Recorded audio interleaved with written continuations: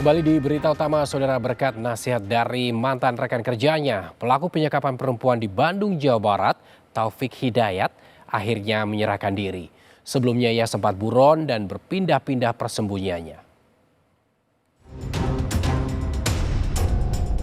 Akhir pelarian Taufik Hidayat, buron kasus penyekapan sadis selama 3 tahun, ditangkap tanpa perlawanan. Ia ditangkap di Majalaya Selasa malam setelah polisi membentuk tim khusus untuk mengejar Taufik. Selama 3 tahun penyekapannya, tersangka kerap berpindah-pindah lokasi untuk menghindari kejaran polisi dan menutupi jejak kejahatannya. 1,5 tahun bukan sekat Pak. 1,5 tahun Pak.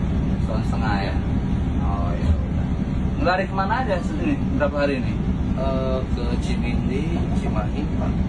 Terus ke Tangerang. Daerah sana Pak. Ya udah, berarti bertanggung jawab ya untuk proses semua datanya ya. Siap.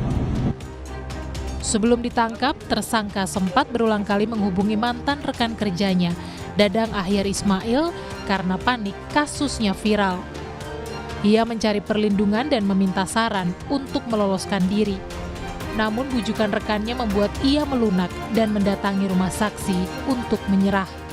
Kamu bisa jadi ketangkap keluarga, mati di jalan. Atau yang ketiga, ketangkap sama polisi. Kayak di TV ditembak. Itu kamu pilih aja mau yang mana. Dia mikir lama. Sampai pada akhirnya kemarin, ya udah Pak, saya ngikut Bapak aja mau menyerahkan diri. Ya sudah, kalau menyerahkan diri nanti saya telepon pihak berwenang.